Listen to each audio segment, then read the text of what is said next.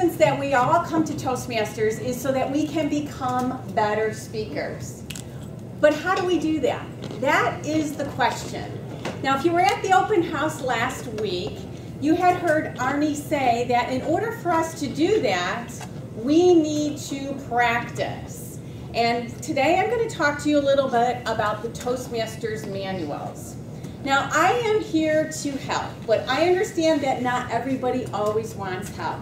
And I have an experience that happened to me when I was commuting to Chicago. I used to ride the Metro train.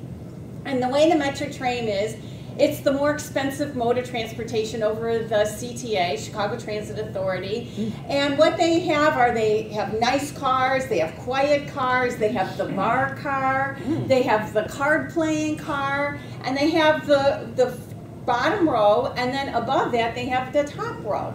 Well, right after I started riding the Metro, I had lost a new outfit that I was bringing to wear after work one day.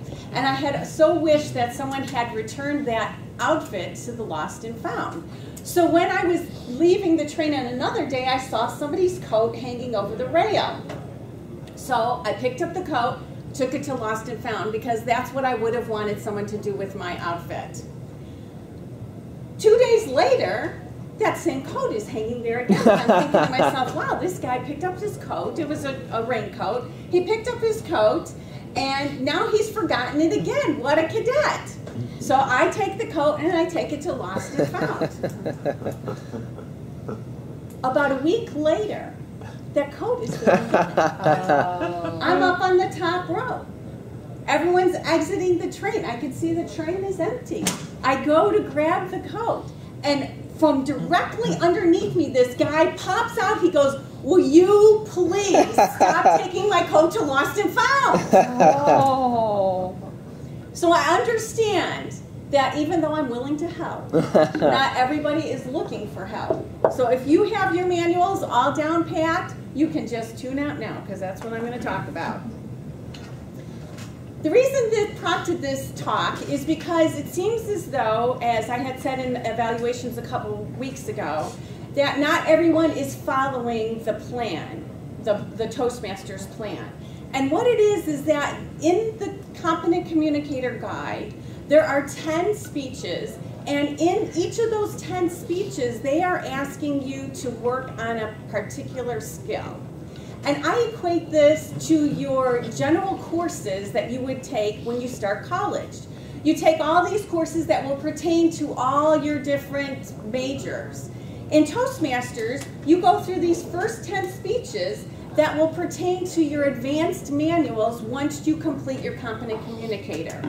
So the first speech, and this will be for our new members, will be your icebreaker speech. And the point of that is that you come up here and introduce yourself to the group. The main purpose is to just get you up here and speaking. But then after that, we go into speech 2, which is organize your speech, 3, get to the point, 4, how to say it. And I think that those 4 speeches are basically getting the words out of your mouth in front of a group. After that, they start working on additional skills. Number 5 is your body speaks, and it talks about how to use your body language to communicate your message better. On 6, we talk about vocal variety, talking slower or softer, talking louder, talking slower to make your point, talking quicker because you don't want everyone to fall asleep after lunch. On 7, they ask you to use research. Now, why do they want you to use research? Because they want to bring some credibility to your speeches. They don't want you just to come up here and talk about what you had for lunch yesterday. Sometimes that's good, but sometimes you need the facts behind you, and they want to give you an opportunity to work on that. On 8, they ask you to use visual aids. I think that's an important point.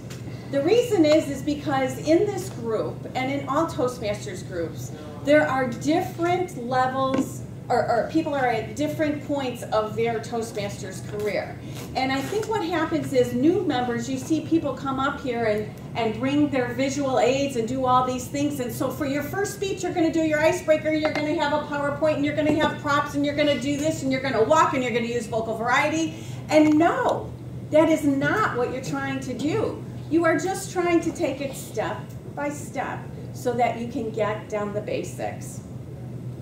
On number 9, we have Persuade with Power, and on 10, we have Going to Inspire. Now, I passed out 2 pieces of paper here, and the one thing I wanted to point out is, in order to know what the project is about, if you are pressed for time, as we all are, if you look like on the one that says Project 2, I circled in yellow the executive summary. Ideally, you would read the whole chapter on the manual. If you don't have time, take time to at least read the executive summary and in pink what your objective is for that speech. Another thing I like to do is look at the evaluation guide, and it's the last page of the chapter of the speech that you're giving. The reason I like to do that is I equate that again to college. If you're going to have a test, you want to know on what you're being tested. So take a look at that, because that's what your evaluator is going to evaluate your speech on.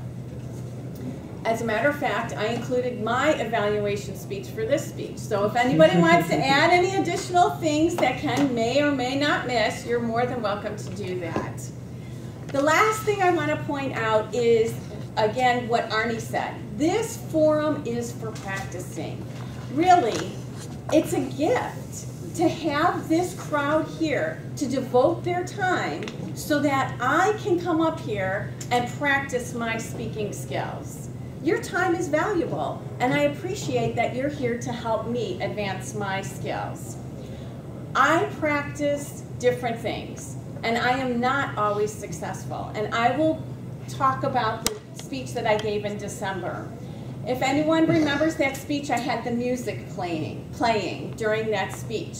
In my mind, I had envisioned the sophomore speech given to the freshmen at Georgia Tech in 2013. That guy was fantastic. He gave his speech, and at the end there was this big crescendo of music, and everybody was cheering. And when I gave my speech, it did not quite come out that way. As a matter of fact, I have 4 comments on my little pieces of paper telling me how that didn't work how I intended. The other thing I did in that December speech was I gave a very emotional talk. For those who weren't here, it was about the first Christmas that I had without my parents, because now they are both dead. That was tough for me. I did stumble a lot. I repeated a lot of things. But in my mind, it was a success, because I am a very emotional person. It is very difficult for me to talk about emotional things. And should you ever need a crier at any event, I will deliver. So feel free to give me a call.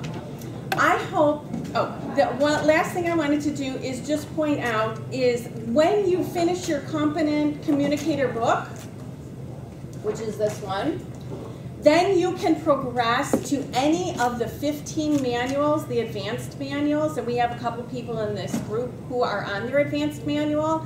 My advanced manual right now is Speaking to Inform, and that's one of the speeches I'm doing now. I know that Bob is going to be doing the management series, and he's going to be doing a speech from that. So I hope that you have a better understanding of the Toastmasters manuals, and I hope you are inspired to sign up for a speech within the next 2 to 3 weeks so that we can get the awards that we need to achieve presidential status in our club by June 30th. Thank you. Excellent.